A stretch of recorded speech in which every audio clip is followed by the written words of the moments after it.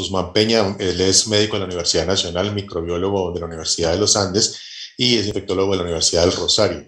Tiene un máster en VIH en la Universidad Carlos III y es asesor de infectología de la Clínica Nueva, de la Clínica Palermo y la Clínica Universitaria de la Sabana en Bogotá. El doctor Guzmán es director científico de Infectoclínicos SAS y es profesor de la Facultad de Medicina de la Universidad Antonio Nariño. Muchísimas gracias, doctor Guzmán.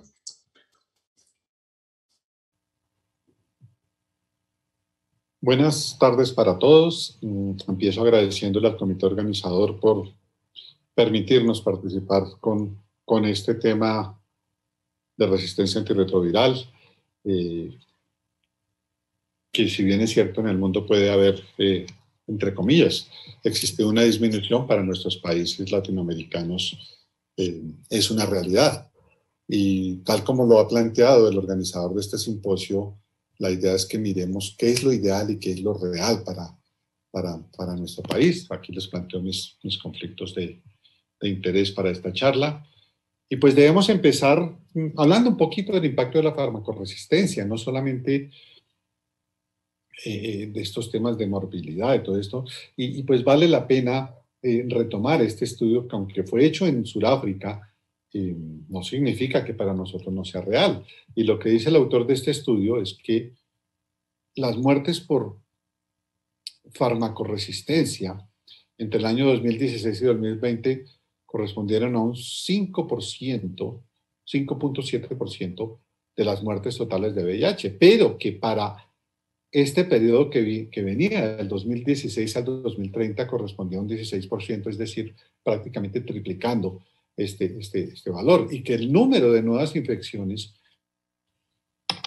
contribuirían los pacientes farmacoresistentes el 3.5 y se duplicaría para el periodo siguiente, y los costos de terapia antirretroviral, que corresponderían a un 2% para el periodo anterior, en este periodo siguiente corresponderían prácticamente a 4 veces. Y esto quiere decir que cuando hablamos de que las nuevas infecciones tengan una resistencia previo al tratamiento mayor del 10% en los países que aplican las medidas de acción acelerada durante estos periodos, pues van a significar un número muy importante de nuevos casos y de muertes para esta situación en particular, y como les digo, es extrapolable a nuestros países. Y lo que nos dice este estudio es que cuando esta resistencia a los nanonucleósidos alcanza un 10% por cada 100.000 personas que inician terapia antirretroviral, 2.510 personas no van a lograr alcanzar y mantener una carga viral inferior a 1.000 copias, y estas personas necesitarán una TAR de segunda línea. Ojo con la definición aquí, porque nos acogemos a la definición de falla virológica de OMS. Y esto se traduce en un aumento de cerca de $500,000 dedicados a la compra de medicamentos de segunda línea y en un aumento de cerca de $4.250.000 en el costo anual de las compras de medicamentos para esquemas de tratamientos de segunda línea. Y si uno lo mira y tomado de este documento, que quiero que tengan en cuenta la fecha, es decir, ya estamos cumpliendo este documento ahorita en el año 2021, que fue publicado en julio del 2017, nos diría que el tratamiento de primera línea está cercano a los $85, podría estar un poquito aproximado a los costos de nuestro país, de pronto en nuestro país, para algunos esquemas básicos son más bajo, pero que para segunda línea se multiplicaría por 3, pero que para tercera línea, fíjense, se multiplicaría por 14. Y esto, pues, en costos, pues, representaría valores muy, muy, muy, muy importantes. Y este documento del Plan de Acción Mundial, y quiero que nos sentemos nosotros a pensar un poquito cuál es la realidad de nuestro país, nos está diciendo que habían 5 objetivos estratégicos, ¿no? Prevención y respuesta. La pregunta es, ¿cómo estamos nosotros en esto? ¿Realmente tenemos programas de prevención? Esta nueva guía que se presentará en este congreso y que esperamos sea presentada ya oficialmente en este mes o en el mes siguiente, pues ya por lo menos, aleluya, nos está diciendo que la PrEP es una realidad en nuestro país, pero la prevención no solamente es PrEP, están involucradas otra serie de estrategias, otra serie de cosas, y la respuesta en frente del VIH pues también es muy pobre en nuestro país. ¿Qué protocolos, qué guías, qué procedimiento tenemos nosotros de seguimiento y vigilancia en el tema de resistencia. Ya vamos a ver que los datos son muy pobres y algunos esfuerzos se han hecho y sabemos que hay un nuevo esfuerzo de la red BICOL para tratar de establecer pues, qué está pasando con farmacoresistencia en nuestro país. ¿Sí? Investigación e innovación, cero pollito, cero huevito. La capacidad de nuestros laboratorios, qué tan fácil es acceder a genotipos, qué tan confiables son los genotipos en los diversos laboratorios. Pues sabemos que aún en ciudades principales es difícil acceder a un genotipo, ni qué decir en sitios alejados de este país. Y por otro lado, los temas de gobernanza, de la intervención de nuestros diferentes entes, de la intervención de nuestros diferentes directores y mecanismos facilitadores para poder hacer esto, pues creo que nuestro país está lejos de haber cumplido con estos 5 objetivos estratégicos y estamos en ceros. Ahora, ¿qué tenemos? Pues partimos siempre del estudio clásico del doctor Díaz Granados, en el cual algunos de nosotros participamos, que nos decía que teníamos una resistencia en pacientes no expuestos del 5.7% y que había un número importante y de mutaciones, y quiero pararme aquí en 103N para no nucleócidos, o sea, 44%, o sea, que era un valor nada despreciable, que en el estudio de Quintana pues también nos muestra exactamente el mismo valor. Tenemos la serie de genotipos del grupo de la doctora Patricia Olaya en Bogotá, Federico Díaz en Medellín, que pues nos muestra que en su serie de genotipos pues, tenían una resistencia a uno o varios medicamentos. Fíjense, nucleócido 74, no nucleócido 57, IPS 42 y una combinación del 82%. Obviamente estos eran genotipos en pacientes avanzados, pero fíjense que solamente en un nucleócido es 44%, lo cual corresponde al estudio del doctor Díaz Granados. Este estudio hecho por el grupo del doctor Jaime Galindo, que en paz descanse, en pacientes naive, que fue del 2008 al 2015, pues le presentó datos muy importantes, una frecuencia de mutaciones del 3.2 y del 8% según Stanford, pero si nos vamos por acá abajito, lo que nos muestra es que la prevalencia de resistencias transmitidas se fue del 7.3% para pacientes con infección retroviral de menos de un año y de 1.6% para pacientes con infección retroviral de más de un año. O sea que este es un punto que nos está diciendo que el tema es serio. Y el estudio de vigilancia de resistencia de OMS, en el cual pues, Colombia tuvo alguna participación para el 2016, nos muestra que la resistencia primaria era de menos del 10%, cercana al 6%, ahorita lo vamos a mirar, comparada pues, con otros países. Pero si ustedes lo miran aquí en pacientes naive, estamos hablando del 6.3% para no nucleócidos, 9.9% para cualquier medicamento y 3.6% para nucleócidos. Un poquito mayor en hombres, si ustedes lo miran comparado con mujeres, pero pues tampoco hay una diferencia muy grande en ello. Y si lo miramos pues por tipos de medicamentos, pues miren que tenemos pues resistencias muy importantes a nucleócidos, como ya lo sabíamos, efavirenz, nevirapina, pero preocupante el rilpivirine para un medicamento que poco se había usado para ese momento en Colombia, ¿sí? Muy bajo para IPS, según lo que nos muestra aquí, sin embargo, pues el consolidado nos muestra un valor un tanto mayor. Y este es un estudio de Colombia que a mí siempre me ha llamado la atención, que no se ha replicado, es un estudio hecho en la ciudad de Medellín, presentado hace algunos años en el Encuentro de Investigación de Enfermedades Infecciosas, que nos habla que encontraron secuencias de al menos una mutación asociada a resistencia a niveles de integrasa en el 14% de individuos estudiados. Esto es muy alto y se sale un poco de la proporción de resistencia a niveles de integrasa que vemos en el mundo. Sin embargo, esta está aumentando y vale la pena tener en cuenta estos datos ahora que nuestras nuevas guías pues, nos establecen niveles de integrasa en primera línea. Ahora, tratando de responder la pregunta que nos puso el organizador, pues cómo hacer el enfoque de la farmacoresistencia en Colombia de lo ideal a lo real, pues nuestra nueva guía nos dice trató de responder una pregunta, y la pregunta era, ¿se debe realizar el cambio secuencial de la terapia con los esquemas antirretrovirales vigentes o se debe hacer cambio con base en genotipificación? Y lo que dice esta guía, con una evidencia fuerte a favor, es que se recomienda realizar pruebas de genotipo para evaluar la resistencia a antirretrovirales en personas que viven con VIH a partir de la primera falla virológica. Es decir, no vamos a hacer genotipos en pacientes no expuestos, exceptuando pues algunas poblaciones, las que venían de terapia PrEP, las mujeres embarazadas, aquellos que tienen parejas con virus resistente o aquellos que vienen de países o de zonas donde hay una alta prevalencia de resistencia, serán los que les hagamos un genotipo basal. Pero en general dejamos el genotipo en primera línea. Pero haremos genotipo de integrasa solamente en aquellos pacientes en los cuales sospechemos que la falla sea esquemas que incluyan inhibidores de integrasa. O sea, esto significa un ahorro importante en costos y pues que no es necesario dado que la prevalencia de resistencia primaria de inhibidores de integrasa sigue siendo muy baja. Ahora, en relación al cambio, ¿qué se recomienda? Se recomienda que el régimen de cambio frente a la primera falla virológica debe contener al menos 2 y preferiblemente 3 medicamentos contra el VIH con una evidencia fuerte a favor, pero la certeza de la evidencia baja. ¿Sí? Entonces, pues es muy importante tener en cuenta esto.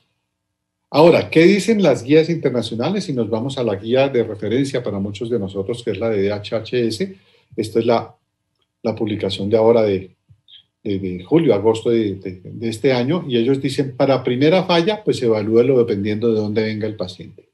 Si viene de 2 no nucleócidos, pues piense que usted puede cambiar a un inhibidor de integrasa como dolutegravir más 2 inhibidores nucleócidos, donde al menos haya uno activo, o a un inhibidor de proteasa potenciado más 2 inhibidores nucleócidos donde haya al menos uno activo, o a un inhibidor de proteasa potenciado más un inhibidor de integrasa, y en este caso se refieren específicamente al estudio de combinación de inhibidor de proteasa más raltegravir.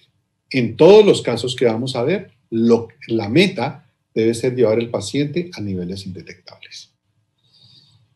Ahora, si el paciente viene de inhibidores de proteasa, pues ¿se puede continuar con el mismo régimen? Pues sí, pero garantice la adherencia, o sea, haga un énfasis en la adherencia y revíselo. Creo que muchos de nosotros hemos hecho esta práctica y pues realmente la cosa funciona. Recuerden que en muchos de los estudios de inhibidores de fallas de inhibidores de proteasa no se demostró la resistencia. Ahora, ¿qué opciones tiene? Otro inhibidor de proteasa bosteado, probablemente con una barrera genética más alta, más 2 análogos de nucleócido, al menos uno activo, o de nuevo dolutegravir, y por qué no victegravir, pero valga la pena decirlo, vamos a ver ahora que pues no tenemos aún estudios que soporten el uso de victegravir en pacientes resistentes.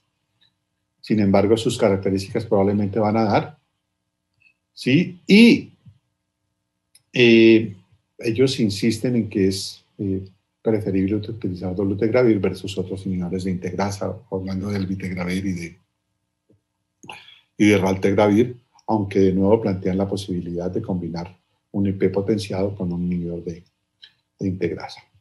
¿Qué si el paciente viene de inhibidores de integrasa? Si no hemos demostrado resistencia a inhibidores de integrasa,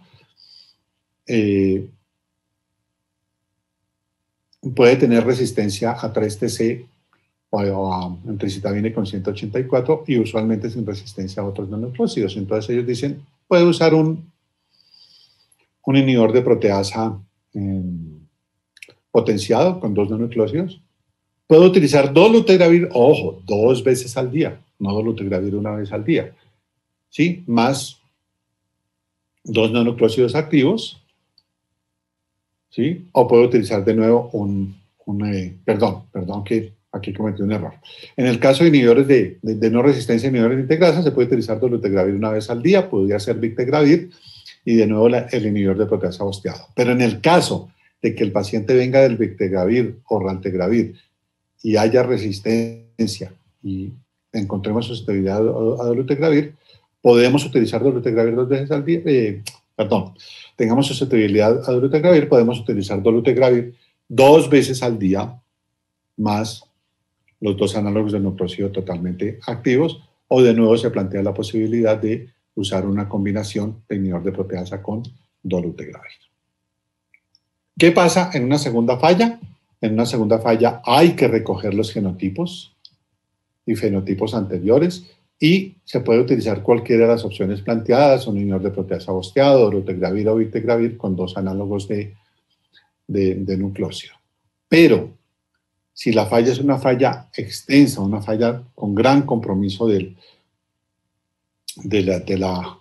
los genes del retrovirus, pues aparecen opciones como ivalizumab o fostensavir, que no las tenemos en el país, y nos plantea que no debemos descontinuar la terapia antirretroviral de ninguna forma.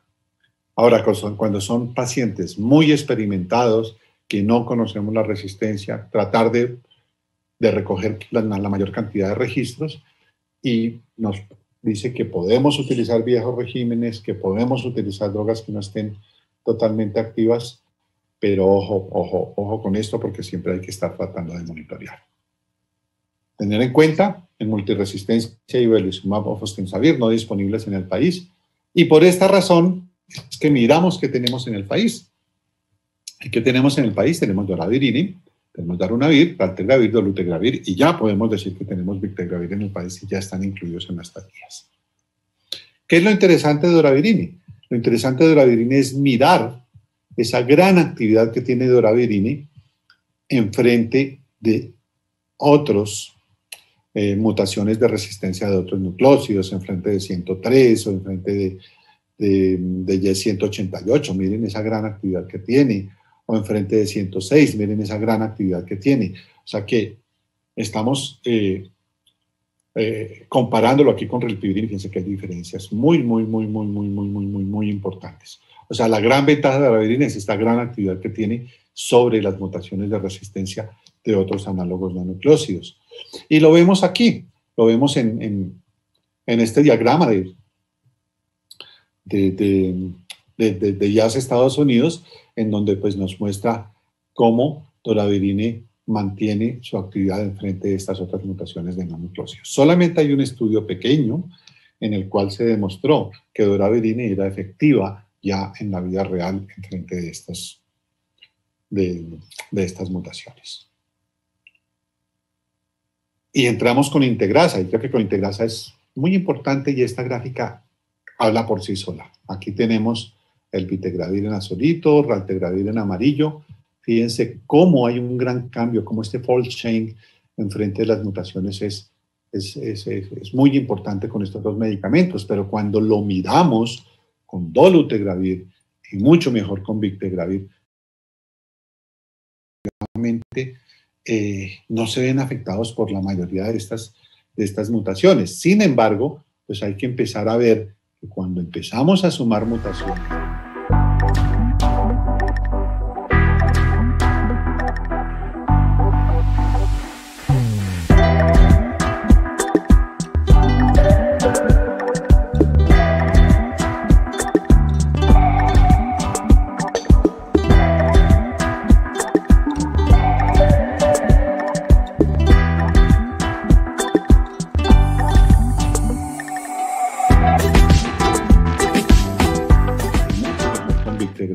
pues definitivamente no se ven afectados por la mayoría de estas mutaciones. Sin embargo, pues hay que empezar a ver que cuando empezamos a sumar mutaciones aquí al final de la gráfica, pues vemos que este fold chain se empieza a dar de una forma importante, y entre más mutaciones tengamos sumadas, pues más cambios va a haber. Sin embargo, bictegravir se mantiene, yo diría que bastante activo aún a pesar de esta combinación de mutaciones. Sin embargo, no nos podemos confiar del todo.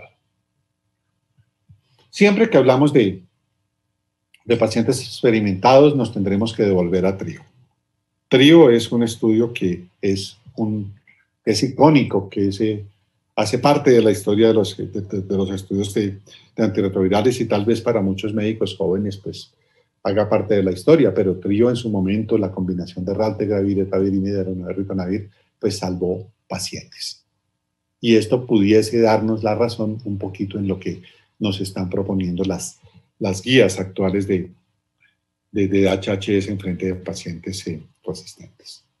Pero vamos a empezar a mirar pues, algunos estudios, los estudios clásicos, benchmark de raltegravir, en los cuales se incluyeron aquellos pacientes que tenían al menos resistencia al menos a un medicamento en cada una de las 3 clases antirretrovirales.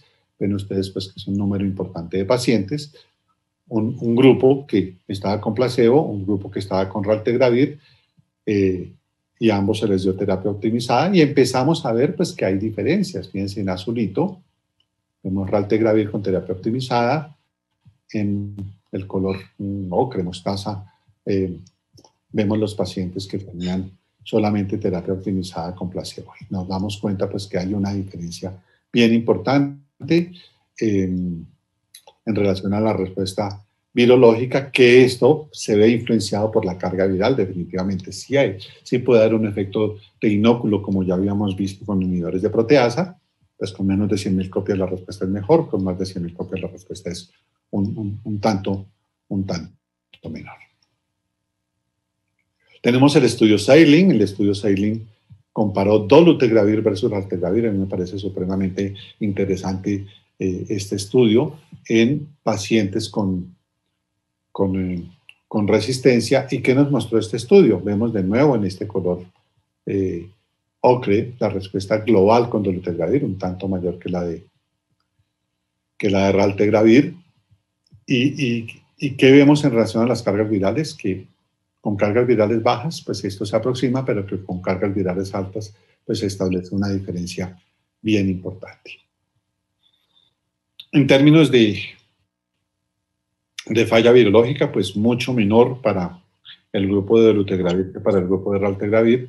Y en términos de falla virológica con resistencia, pues vemos que definitivamente muchísima menor resistencia en el grupo de dolutegravir que en el grupo de raltegravir. Este es un estudio muy interesante de dolutegravir, en el cual se evaluaron pacientes adolescentes experimentados, en el cual se hizo una monoterapia funcional y posteriormente una terapia optimizada con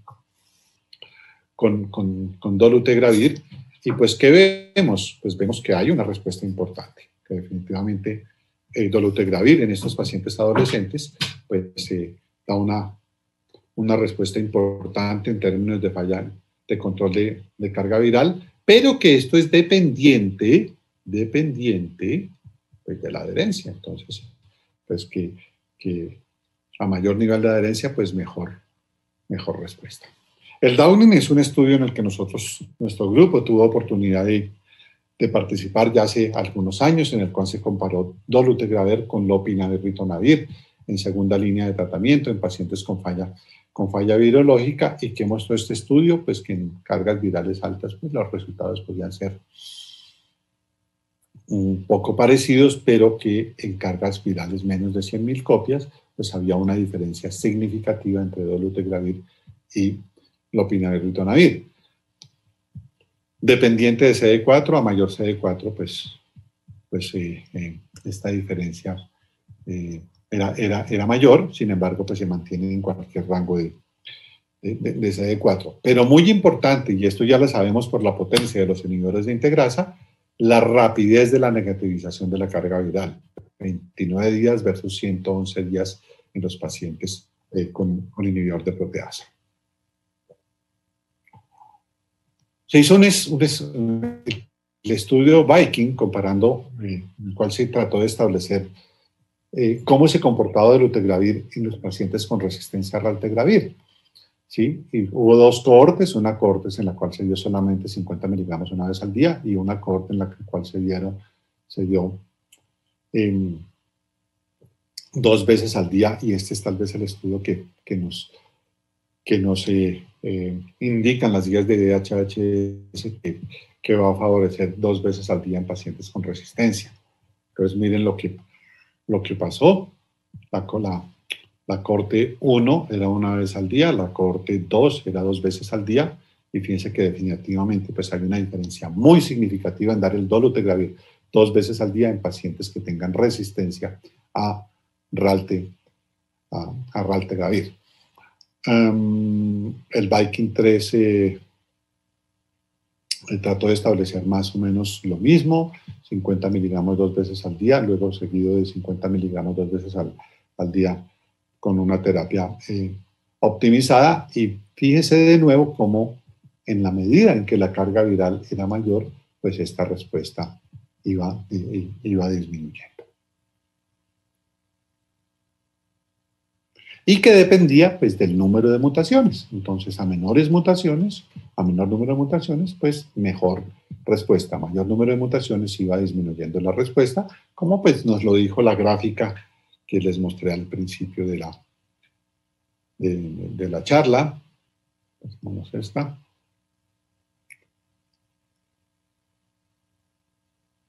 Y este pues es muy parecido. Vamos a pasárnoslo rápidamente.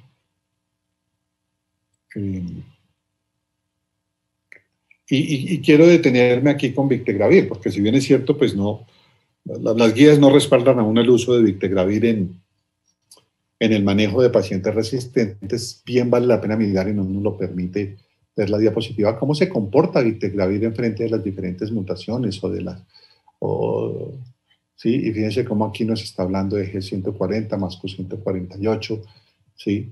En diferentes pacientes, y lo que nos muestra, pues definitivamente Victegravir es una mejor actividad que la de los otros inhibidores de integrasa, ¿sí? Aquí este estudio también nos muestra algo que es fundamental, y es que Victegravir tiene un tiempo de vida media de disociación, es una constante de disociación mayor, mucho mayor, de 2 a 3 veces más prolongada en frente de estas mutantes, con lo cual pues nos está diciendo que va a mantener una mayor actividad en la integrasa, y también evaluando cepas aisladas de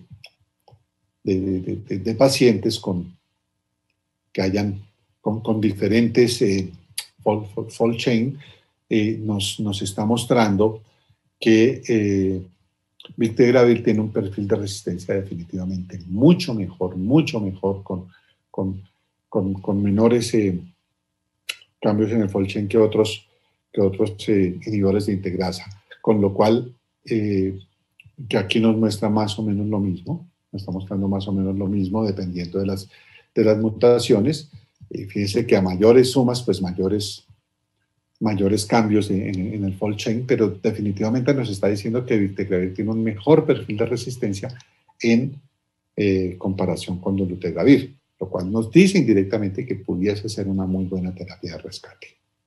Ahora, ¿qué viene a futuro?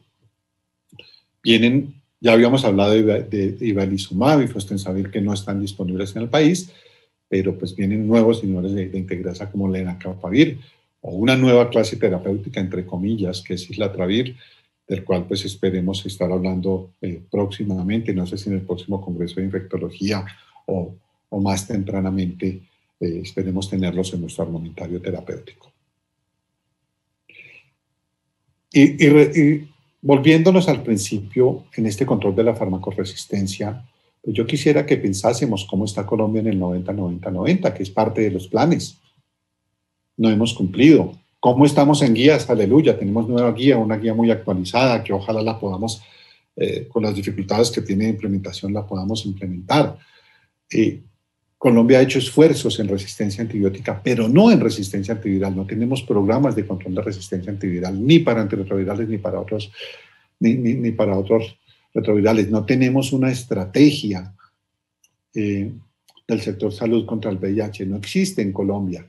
Tenemos que decirlo desafortunadamente, ¿sí? No hemos hecho nada para empezar a trabajar este tema de la desaparición de la epidemia del VIH para el 2030. O sea que esto nos tiene que poner a pensar, y nos tiene que poner a pensar que el control de la farmacoresistencia del VIH se debe hacer con un enfoque de salud pública, que no tiene nuestro sistema de salud. Nuestro sistema de salud es un sistema de aseguramiento, en donde hay acciones conjuntas de todos los actores del gobierno, de las EPS, de las IPS, de las ONGs, que sean ordenadas, integradas, sin esfuerzos aislados. Que haya una apropiación, por parte del país del tema de resistencia, que no lo tenemos. Que haya énfasis en poblaciones o en regiones de mayor impacto. Y que ojalá tengamos métodos estandarizados para el estudio de resistencia y que no se resuma a los esfuerzos individuales que hacemos diferentes grupos en consolidar nuestra resistencia y no en mantener una vigilancia de ella. Les agradezco mucho su atención y espero haya sido de utilidad esta charla.